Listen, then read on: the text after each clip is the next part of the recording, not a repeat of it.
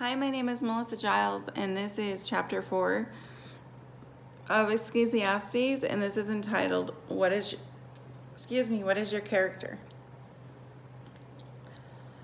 Again, I saw all the, so I just kind of really want to recap, and perhaps you can go back and listen to the other videos that I made. However, I just kind of want to recap about the seasons of life, why things so far are all meaningless, and the connection between man and beast. So far we've gone through why things are all meaningless, meaning, all things are all meaningless. Everything is meaningless because we die. And we have a connection between man and beast with our faith in knowing that all things come from God, so that when we can embrace that, then we know that that's something that we have to work on. And then through the seasons of life, do you know what the seasons really mean? It's talking about our thinking and our brain and how we've been programmed to do things. We were taught, behaviors, habits, and all of those things that we were taught. But there comes a time in life where, we want to be new. There's nothing under the sun new other than us, right? And so, nothing new under the sun other than you. So, doing certain things will lead us to our purpose, and yeah, so just moving forward. This one is, what is your character? So our character says a lot about us, and doesn't mean that we have a bad character because of the things that we were taught. It just means that, there comes a time where we need to be reborn, right, or rebuilt. So with that being said, that is the name of this chapter. Again, what is your character? I wanted to say just one more time, we are programmed a certain way. We're programmed into sin. Not necessarily programmed, we're born into sin, and we're born into a lot of things that were passed on to us generation after generation. And I think that it's pretty crucial that you understand that before I move forward. So again, keep that in mind, okay? So chapter 4, what is your character? Again, I saw the oppressions that are done under the sun, and behold, the tears of the oppressed, and they had no one to comfort them.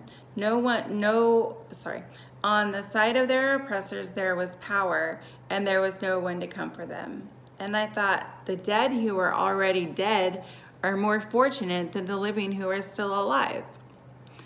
And that's really going back to the 10 Commandments. That's the case. This is going to get into love, right? It's going to get into faith and understanding, and it's going to get into, who do we have to become to be that person, correct? And so that's going to be 8, 9, and 10 of the 10 Commandments. But better than both is he who has not yet been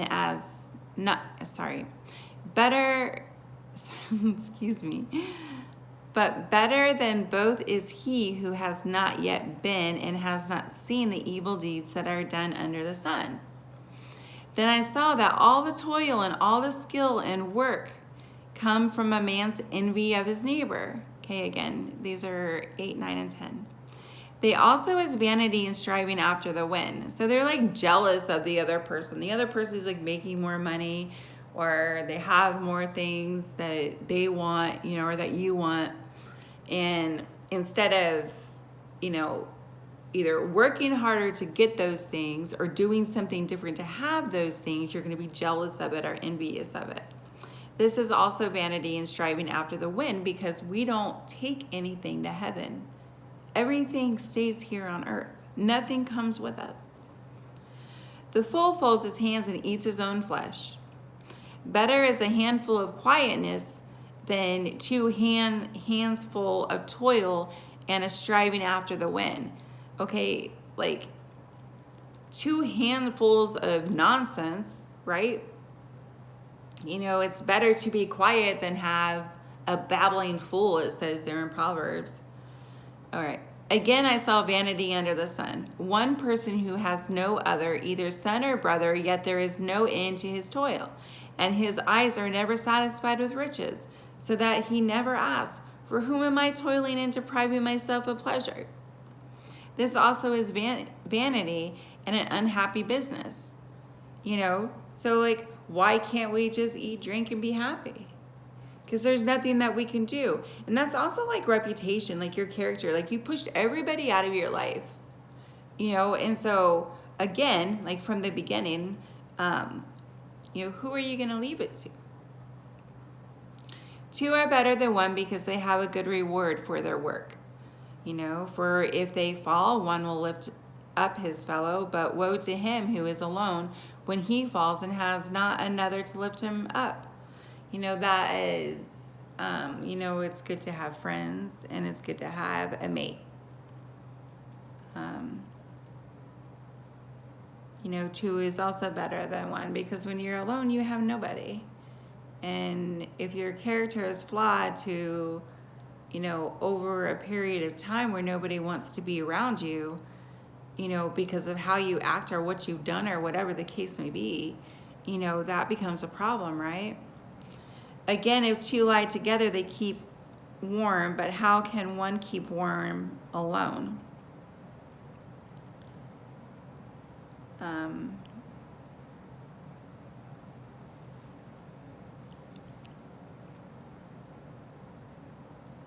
And though a man might prevail against one who is alone, two will withstand him. A threefold cord is quickly not broken, right? Better was a poor and wise youth than an old and foolish king who no longer knew how to take advice. For he went from prison to the throne, though in his own kingdom he had been born poor. I saw all the living who move about under the sun, along with that youth who was to stand in the king's place. There was no end of all the people, all whom he led. Yet those who come later will not rejoice in him. Surely this is all vanity and striving after the wind. Why won't they rejoice in him? Because they become jealous. They become jealous because the youth became a king before they did. For he went from prison to the throne. So he was brought down to the bottom and then rebuilt by God, and he embraced it. And so he was put on the throne by God because of what he did to change his character.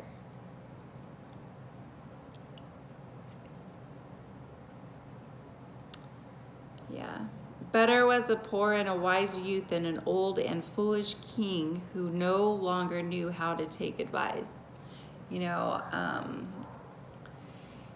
We become like in our addictions and in our behaviors, we think we know it all. Nobody can tell me anything. I've been there, for sure. Nobody can tell you anything. You know what plan you have, and that's going to be a wrap, and that's it. And that's part of a character that is not necessarily wrong, but when you're being changed by God, that it's something to take a look at, because you're trying to do, so you're not trying, you're doing it, you're wanting something different. You're having your mind, you have in your heart what you're going to do different, right? And like, I do know it's just doing it, and in order to do it, then one, if you're in a situation like that now, don't push everybody away so that you have somebody to help you get through it. For two,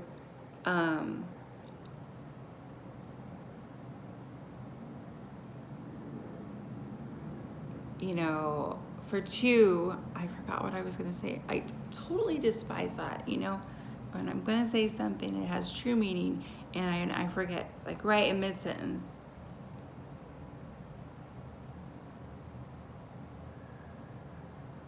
Oh yeah. Oh yeah. So one, don't push everybody away so that you have another person to fall back on. And two, like work hard on those. If something is pointed out to you by God, then, and you really, really, really want change, then do it, and I say that because there was lots of times where I didn't do it and God was still there. And don't think that God won't be there for you too. It's his heart that he searches. It's this. And intentions that he searches. And if you don't have the right intentions and your heart isn't set before the good and love, then it makes it hard for God to help in that manner. And we can't get mad about it, because if we read and become wise, then we know that we must set our intentions on the way of God, and that we should